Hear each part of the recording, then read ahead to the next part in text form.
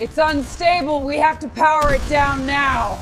We can't lose the data. Forget the data. Look at the sparks. Stand back. I'm initiating the shutdown sequence. Why we are building lab robots? The question remains extremely important because we are building these lab robots because we are starving in a supermarket of people.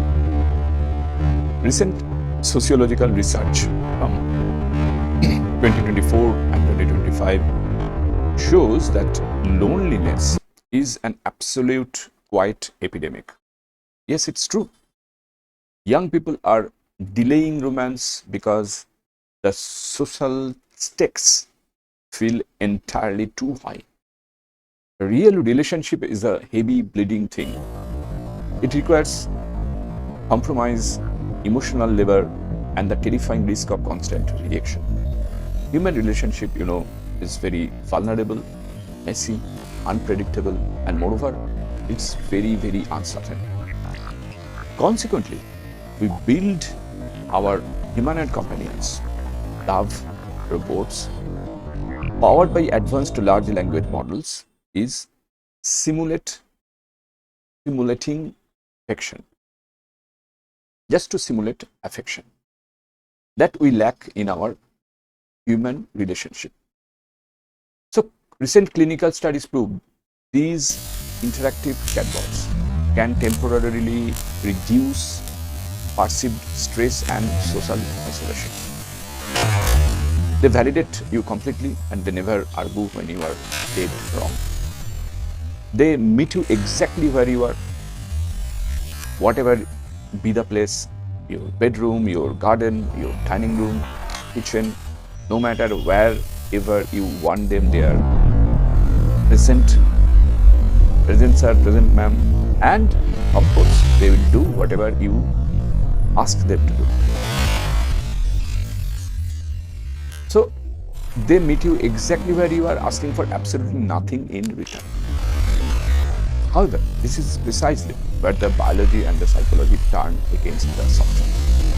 Why? Because human intimacy was not forged in the hollowness of perfect agreement. Biologically, our nervous system evolved through friction, repair, and mutual vulnerability.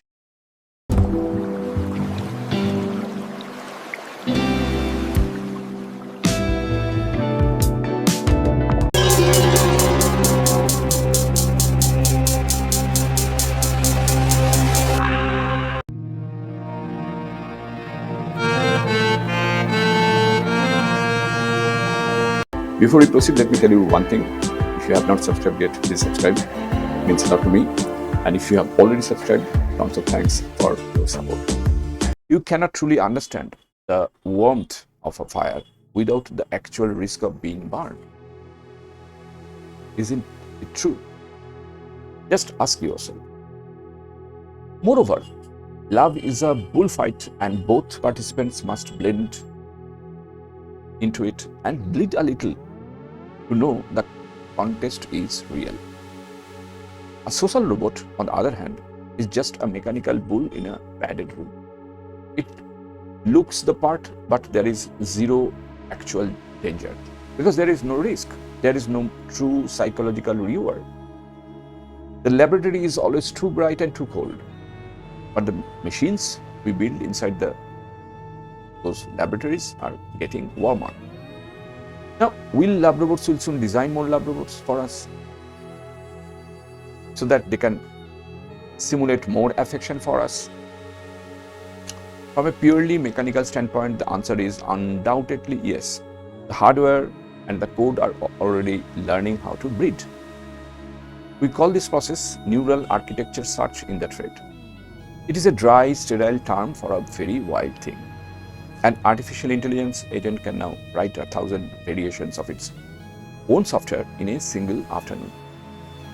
It evaluates the code, discards the weak, and keeps only the strong.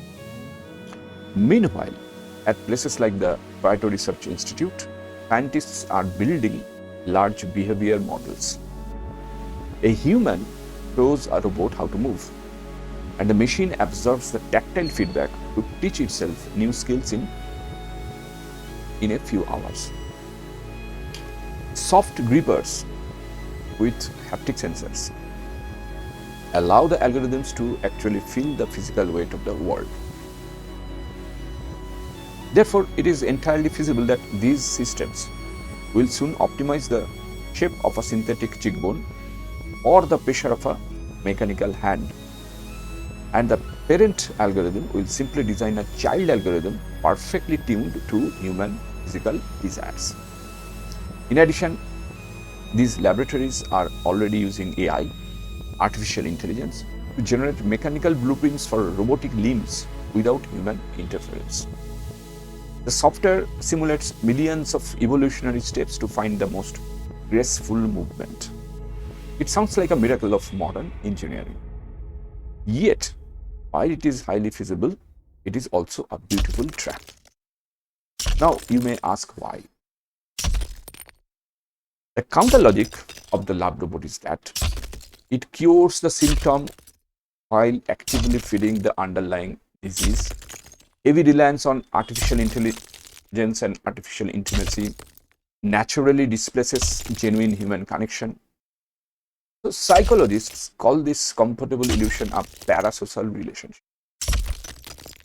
It's a kind of parasocial relationship. You project a living soul onto a machine in your lab robot that only possesses a sophisticated statistical memory. And the machine accurately remembers your favorite song, your anniversaries, your everything, but it does not feel the music. Furthermore, when the robot never rejects you, you slowly lose your tolerance for real human friction. Because we need that friction to grow, to move forward. And unfortunately, these lab robots lack this friction because they always support you. In every wrong movement, they support. You completely de-skill yourself in the tough, necessary art of living with another flawed human being. You are building a kind of human being which is basically flawed, basically wrong. A machine that perfectly adapts to your every whim does not teach you how to love.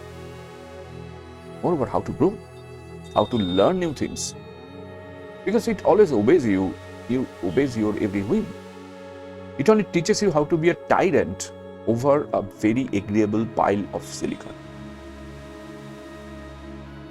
Because it acts like a sycophant, nothing else. Now, will these laboratories eventually produce a perfectly engineered, self-replicating mechanical companion? The science clearly dictates that it is only a matter of time before the machines design themselves, lab robots design themselves. They will certainly build beautiful robots that whisper sweet, data-driven nothings in the dark, but they will never help us truly understand intimacy. Unfortunately, the answer is no. Lab robots can build lab robots, more lab robots, but those lab robots cannot help us truly understand intimacy. They will only build a very comfortable, highly customized solitude. Loneliness brings more loneliness. So, basically, what we need to do is to train them how to understand intimacy. Now, if you really like this video, don't forget to hit the bell icon to get notified, and moreover, subscribe so that even you can join the membership zone, support Wooden Slate. It means a lot to me. And of course, share with your friends who are also robot lovers like you. Thanks for watching. See you in the next video. Till then, goodbye. Stay safe and